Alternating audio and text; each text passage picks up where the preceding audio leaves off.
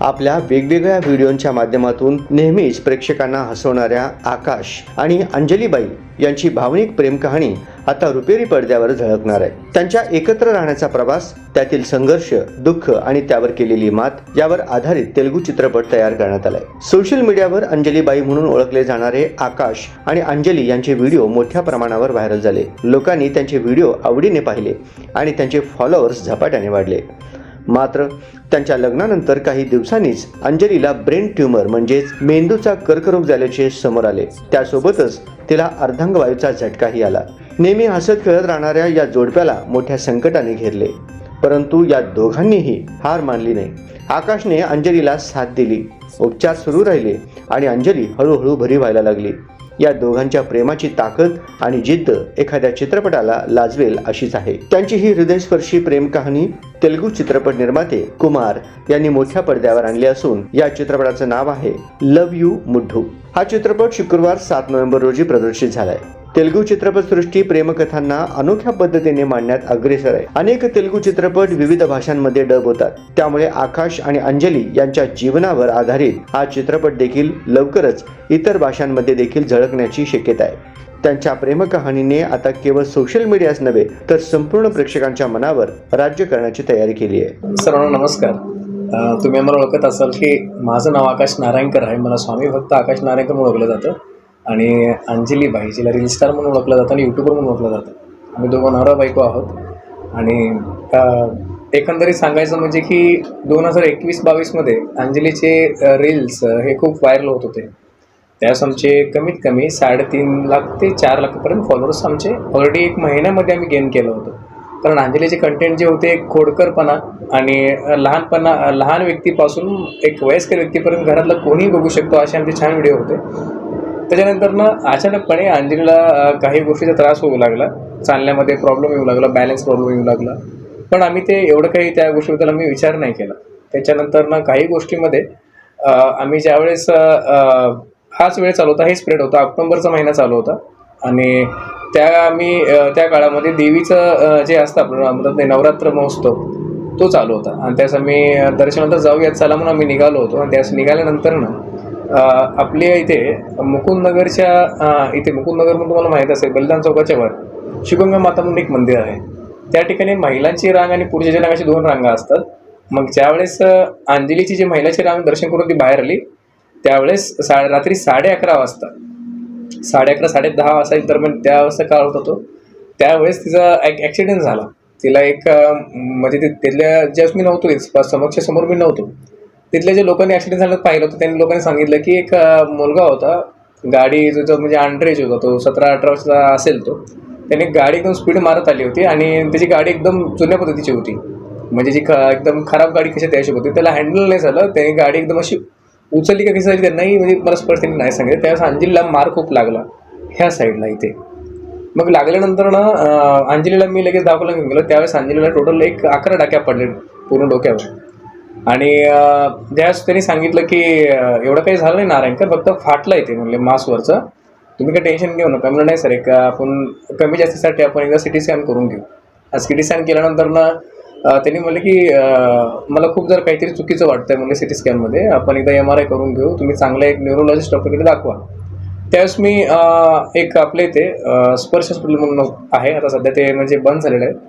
त्यावेळेस मी तिथे त्यांना घेऊन दाखवलं की अशी घटना मला घडली, आमच्यासोबत झालं आहे. त्यावेळेस बघितलं त्यांनी सांगितलं की हे खूप मोठं ट्यूमर, एक चेंडू एवढं एक ट्यूमर आहे मेंदूमध्ये आणि ते कमीत कमी तिला लहानपणीपासून असावं, म्हणजे कमीत कमी 15 वर्षापासून असावं, तेवढं मोठं ते ट्यूमर होतं.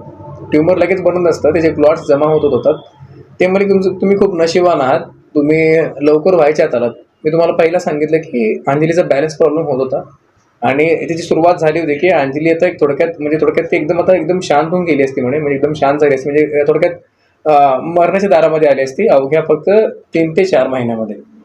मग तिथून जे आम्ही खरं तर प्रवास केला, तिथून मी रिपोर्ट जर्मनीला पाठवले, युरोपला पाठवले, महाराष्ट्रामध्ये दाखवले, बेंगलोरला पाठवले, सगळीकडे दाखवलं. पण सगळे डॉक्टर म्हणले की तुम्ही ऑपरेशन करू नका, जर केलात तर खूप कमी चान्सेस ती वाचेल म्हणून, आणि तुम्ही जेवढं तिला प्रेम वगैरे देण्याचा प्रयत्न करत राहिले तेवढे दिवस तुम्ही दोघं आनंदामध्ये घाला. पण म्हणजे त्यावेळेस मला एक डॉक्टर म्हणून होते, विजय जोशी सर, त्यांनी मला एक खूप मोठा दिलासा दिला. ते म्हणले की मी ती रिस्क घ्यायला तयार आहे म्हटले, आणि तू जराही चिंता करू नको, आपण ऑपरेशन करू. झालं तर ती मरेल म्हणले, असं तसं ती महिन्यानंतर म्हणलं 2 महिन्यानंतर मरणार आहे, पण प्रयत्न करून तू बघ तुझे. आणि जर ती मेली तर ते देवाच्या हातात असेल म्हणायचं. आपण दवा के साथ दुआ भी जरुरी है जसं म्हणतो ना आपण, ते घटना झाली. आणि त्यावेळेस आम्हाला कळालं की ऑपरेशन करणं गरजेचं आहे आणि ऑपरेशन आम्ही केलं. त्यावेळेस त्यांनी सांगितलं की 100% लकवा बसणार आहे, कारण काय ते पूर्ण भाग काढावा लागेल म्हणले, जो काही नसा वगैरे चिटकलेत त्याला ते काढला आणि तिला लकवा बसला. आणि तिथून नंतर जे काय आमचा प्रवास होता, जे मी अंजली रिकवर करण्यापासून अंजलीचा दिलासा देण्यापर्यंत, परत नंतर मला जे तुमच्या सगळ्यांचं प्रेम भेटलं, तिथून जे प्रवास होता तो मी सगळ्या सोशल मीडियावर टाकत राहायचो. हां, माझे व्हिडिओ जरा कमी असायचे, महिन्यात 1 किंवा 2 असायचे फक्त, पण मी टाकण्याचा प्रयत्न करायचो. लोकांना जे काही चालू आहे आमच्या जीवनामध्ये ते मी सांगण्याचा प्रयत्न करायचो. याला पूर्ण 3 वर्ष होऊन आणली. आणि 1 वर्षाखाली मला कुमार सर, डॉक्टर आपले जे कुमार डायरेक्टर सर आहेत ते मला येऊन भेटले. आणि नंतर आपल्या मराठी इंडस्ट्रीचे पण डायरेक्टर मला भेटले. नंतर परत हिंदीमधले पण चांगले मोठमोठे डायरेक्टर मला येऊन भेटले की असंच आपल्याला पिक्चर वगैरे बनवायचं.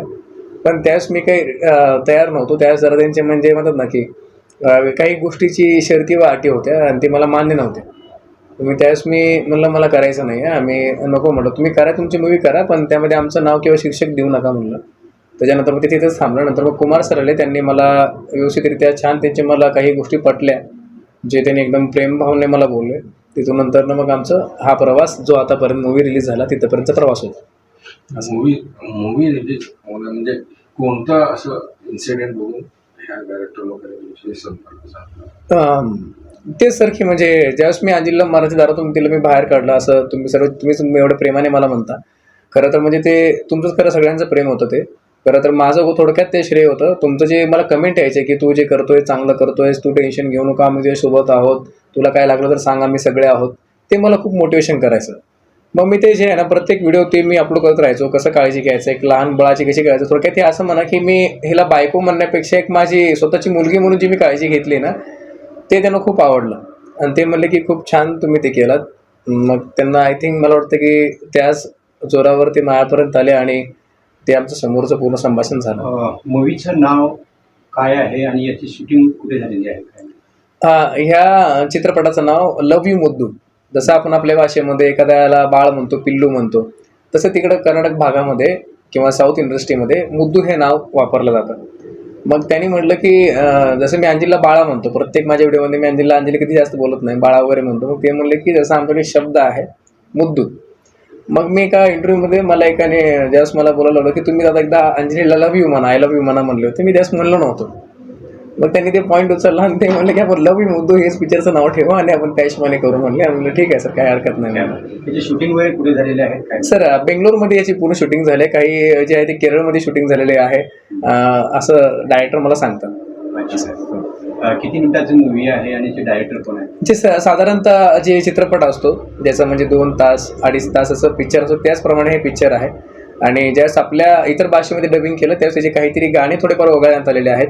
आणि जे कन्नड भागात किंवा जे तेलुगू भाषेमध्ये जे काही जे झालेलं आहे ते जसेच तसे त्यांनी डबिंग केलेले आहेत. कलाकार कसे आपले कुठले आहेत, काय कशी निवड? सर कलाकारचे आहेत ते ऑलरेडी त्यांचे पिक्चर भरपूर ठिकाणी हिट झालेले आहेत आणि मोठमोठे कलाकार तिथे त्यांनी दिग्गज कलाकार उचललेले आहेत. आणि नंतर प्रोड्युसर वगैरे जे आहे तिथले म्हणजे दिग्गज जे व्यक्तिमत्व त्यांनाच त्यांनी त्या कलाकार त्या पिक्चरमध्ये घेतलेला आहे. एकंदरीत स्टोरी मूवी हा स्टोरी लव्ह स्टोरीवरती अवलंबून आहे असं? हो सर, माझ्या लाईफवर अवलंबून आहे. आणि म्हणजे मी अजून जे काही माझ्या गोष्टीबद्दल रिव्हील नाही केलं किंवा मी काही गोष्टी सांगितल्या नाही आमच्या जीवनाबद्दल किंवा माझ्या वडिलांबद्दल असेल, माझ्या आईबद्दल असेल किंवा अंजलीच्या ह्या ऑपरेशन नंतर अजून काही आम्हाला काही गोष्टी खूप अडचणी आल्या.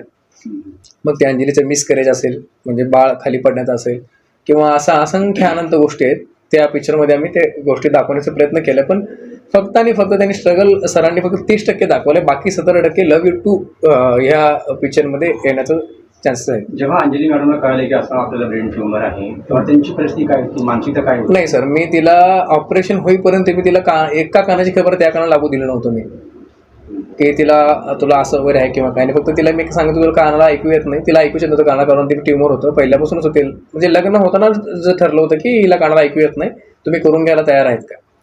मग तेव्हाच आमचं ऑलरेडी प्रेम असल्यामुळे मी म्हणलं काय का असो मी करून घेईन. मग त्यावेळेस मग मी तिला ते सांगितलं तुझं कानाचं ऑपरेशन आहे, तुला ऐकू येणार नाही. आणि त्यावेळेस अंजलीच्या म्हणजे आता मी काही गोष्टी रिव्हील करू शकत नाही कारण ते पिक्चरमध्ये बघायला खूप आनंद वाटेल तुम्हाला.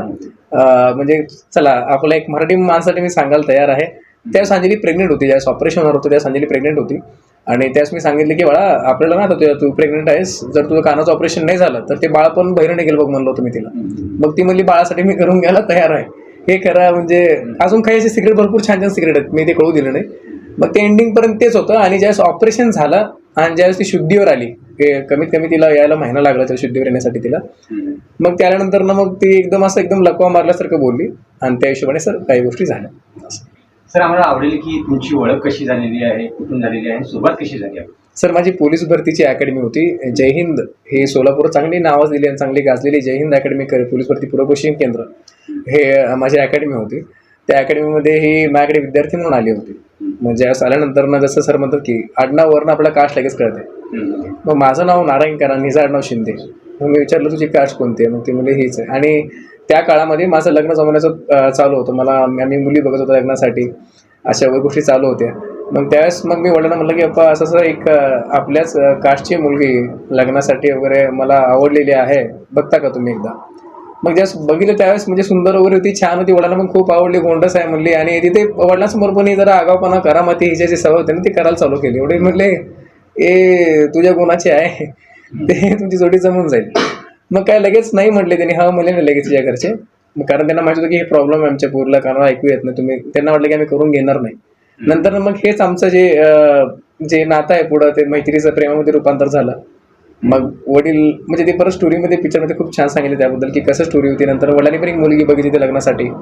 ते एकदम म्हणजे ते आमचा वाद निर्माण झाला त्यावेळेस की मी हिलाच करून घेणार. मग ते अशा गोष्टी काही कधी चिडतात आपल्याला, मग त्यांचा स्वभाव कसा आहे? दररोज सर दररोज ते चिडणं तिचं म्हणजे ते तिचा स्वभावच आहे. आणि ते मला तिने चिडल्याशिवाय मला समाधानच होत नाही, असं आहे.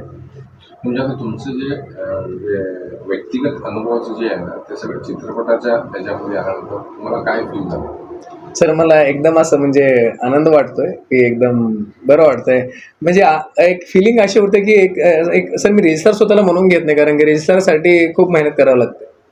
किंवा एक रील स्टार, याचा अर्थ रिअल स्टार, जो रिअल लाईफबद्दल आपल्या जीवनामध्ये सांगतो, लोकांना काहीतरी प्रेरणा देण्याचा प्रयत्न करतो. मला असं नाही वाटत की मी लोकांना असं प्रेरणा द्यायसाठी काही केलं आहे, कारण काय मी म्हणतो लय कमी केलं आहे मी खरं तर हे लोकांना दाखवण्यासाठी. मी अजून दाखवण्याचा परिपूर्ण प्रयत्न करतो. पण कधी कधी असे निगेटिव्ह कमेंट तरी येत असतात आम्हाला की बाबा तुम्ही असं करता तसं करता, तुम्ही हे दाखवत जाऊ नका, तू एकटाच आहे का या जगामध्ये पती म्हणून. तर कधी कधी असं डिमोटिवेट मला पण होतं. मग त्यावेळेस मग मी मला आधार देतो स्वामींकडनं. मी स्वामींना काही गोष्टी मनातल्या बोलतो. मग त्यावेळेस मग जे मी स्वामींना स्पिरिच्युअली मानतो त्या हिशोबाने मला सांगतात. आणि हे जे आहे मी ते सोशल मीडियावर सांगतो आणि मला या गोष्टीचा आनंद वाटतो सर.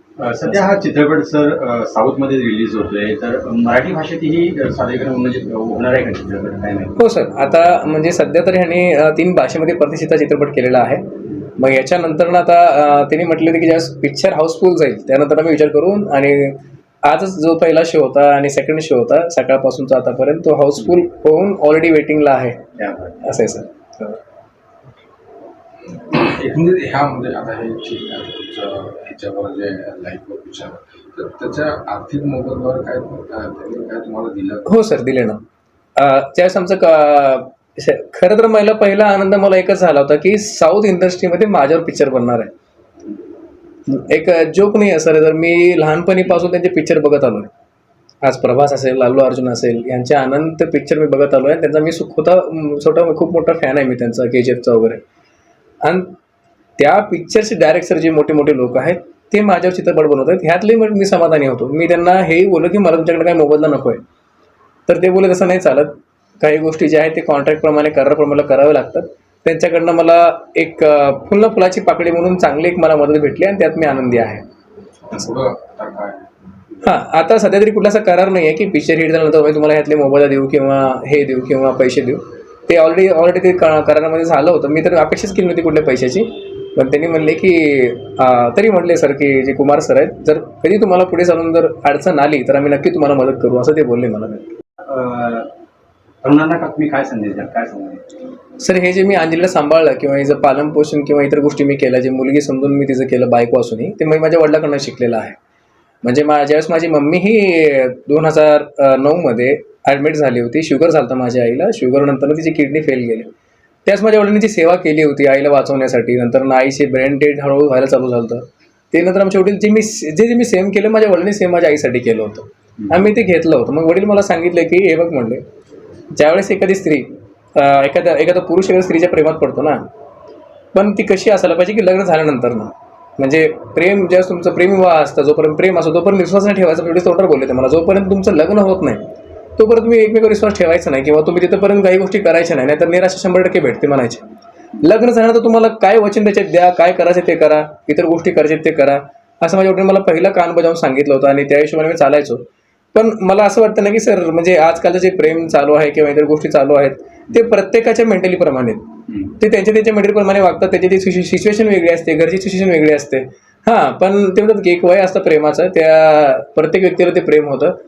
त्यावेळेस ते झाल्यानंतर त्या सिच्युएशनला हँडल कसं केलं पाहिजे, एखाद्या दोघांमध्ये वाद न निर्माण करता, एक जर समजा वेगळं व्हायची वेळ आली तर प्रेमाने व्हा आणि म्हणजे पुढे चालून तुम्हाला एकमेकाला आनंदाने बघता येईल.